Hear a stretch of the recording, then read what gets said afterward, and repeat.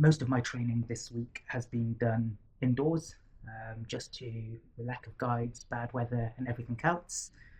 So I thought this week's video I would focus on my training and the shoes that I use and what I use them for and my thoughts and reflections on them. This is partially for my sake, so that when I look back, I know what I like, what I don't like, and yeah, it might be interest to anyone viewing about what I think are good shoes and yeah, just my thoughts on them. So to put it in perspective, as of today, I have ran 3,850 kilometers this year. Don't know what that is in miles. I am pretty certain, given that we still have 3 weeks left of December, that I will run probably just over 4,000 kilometers this year. I don't know if that's a large amount or a short amount, but it means that I get through a lot of shoes. Um, Actually, the ones in front of us, some of them are pretty new. So I'm just going to sort of tell you what I use them for, my thoughts and feelings, etc. So far, my favourite shoes are the Asics Superblast 2s. I know there are a lot of people's favourites, and there was a lot of hype around them when they came out. These are actually my second pair. The first ones that I got um, were the orange and coral way. Um, and I did over 1,000 kilometers in them. They were completely fine even after 1,000 kilometers, but I gave them away just so someone else could try them. They knew that they had loads of mileage on them, and yeah, picked up a second pair. And they are my long run shoes, just easy day shoes. In my last pair, I used to even do my sort of tempo sessions in them, did a few races in them. They are just a great all round shoe. Um, and then taking on to my second most used pair of shoes are these. These are the Saucony Axon 3s. You can't get them anymore. These are actually my second pair of them. I enjoyed the first pair so much. I will talk about pricing as well, actually, because these are really expensive. They're about £200 a pair, and I paid full price for them. These I got them for about £60. So in terms of shoes, relatively cheap. I got my last pair for about £65. I don't think they make them anymore, so you probably can't find them. They are perfect for easy run days.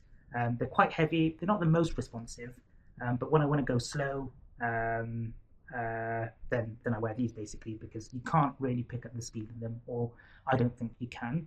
And they've had probably close to these pair themselves. I've had about 700k on them so far, and I still use them, especially on wet and rainy days.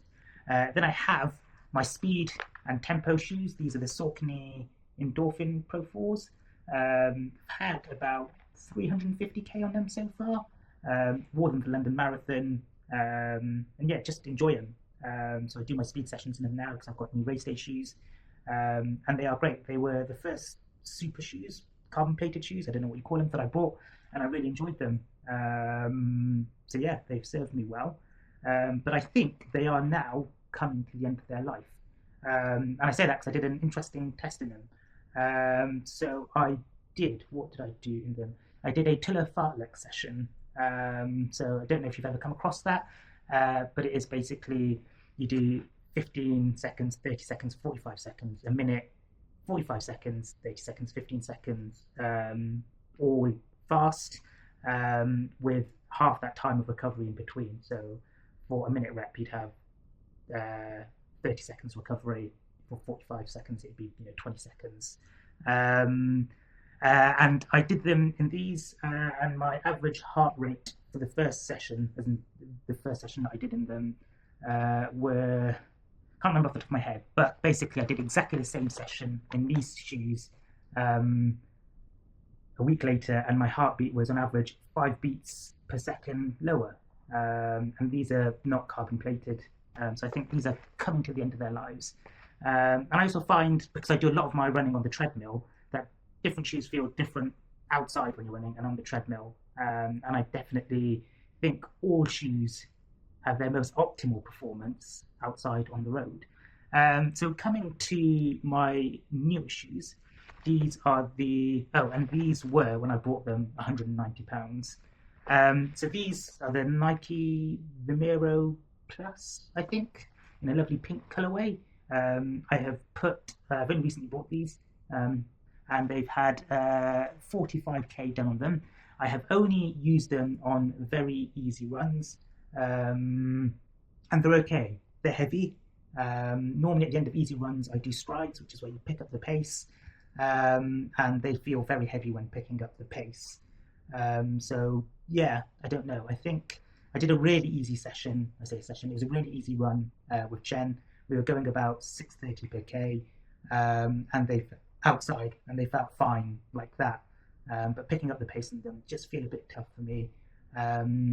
So my easy running pace is around sort of 4:55 per k, and even then you can sort of feel them on your feet.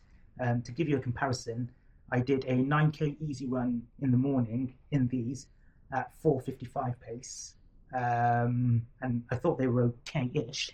But then on the same afternoon, I did 11k in the Super Blasts at 4:50 pace, and my heartbeat was an average 6 beats lower for the Super Blast. That was later on in the day, a longer session and faster. So I think that just attests to how good the Super Blasts are at the speeds that I'm going at. And these were a Black Friday deal.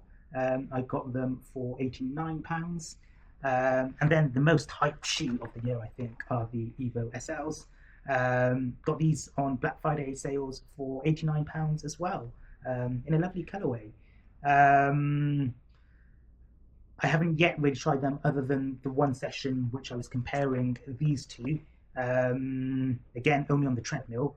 And for a moment, I did feel like I bought the wrong pair and was wearing carbon-plated shoes because they did seem to propel me, and felt much stiffer than the carbon-plated ones.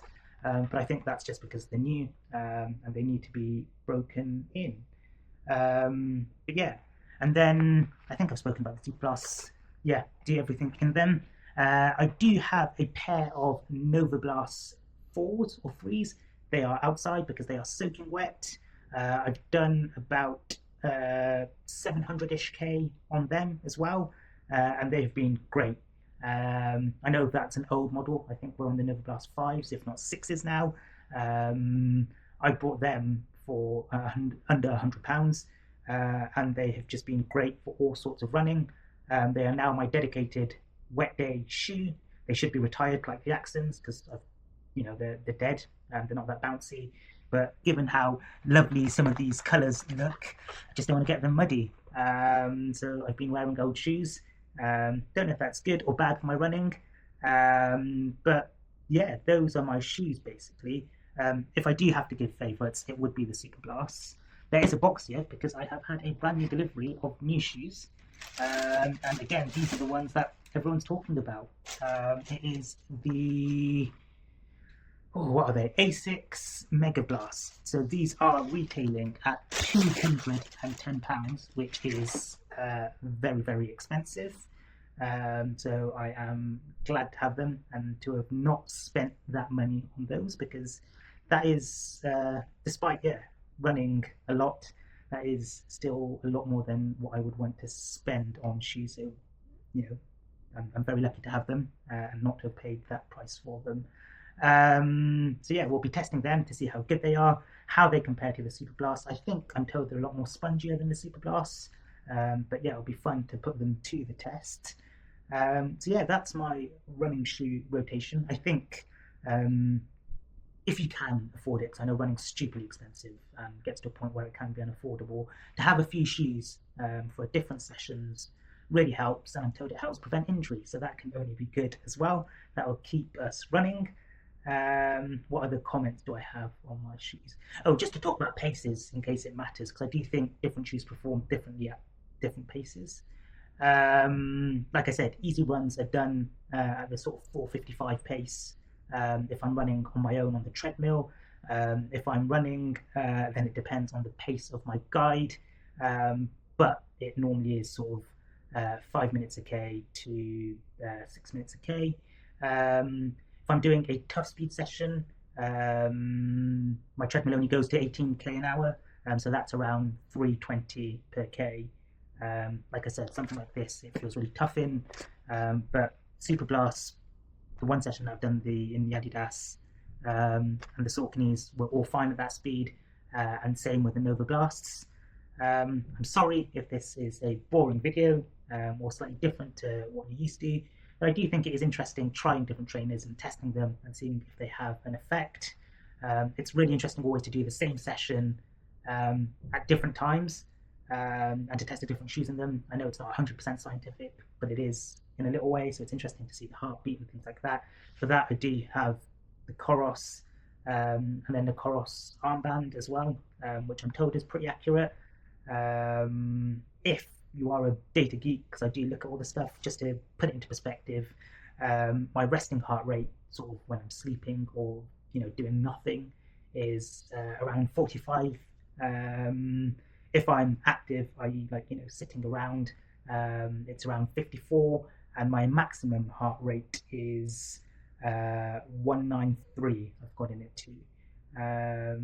So yeah, my easy running is around about 134 to 138 is when I'm doing my easy running. That's what my heart rate is. So yeah, I hope that gives you a bit of an insight into my training and the shoes that I wear, my heart rate, my paces, just to talk about sort of what's happening into the future.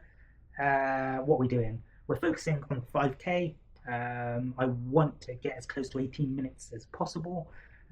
We'll see how far that goes, only because I think if I can get my top end speed up, it'll only help towards my half marathon and marathon goals. So that's what we're focusing on, hoping to race a bit more this year, but we're trying higher mileage. So this is the first week of that officially with my coach. So I did 110k this week, and we'll look to keep that or go higher. And yeah, we'll see where we go from there.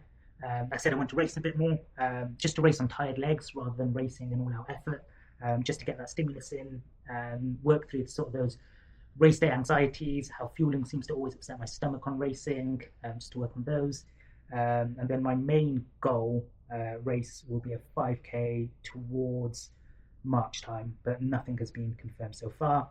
I think the good thing about 5k is you can just do a park run. Yes, it's not 100% accurate, but it's a good enough effort, I think. Though it won't be my home Ligid park run because that's a horrible course. But yeah, hope that was insightful, hope that helped. If you have any questions, want any recommendations, want further thoughts, find this style a bit more interesting, yeah, let me know. And just FYI, all the shoes are 8.5 in size. Yes, there are differences, but I stick to what I know. I'm too lazy to return, so once I buy it, it's done. So I know 8.5 fits me, and that seems to work well. So that's me, over and out.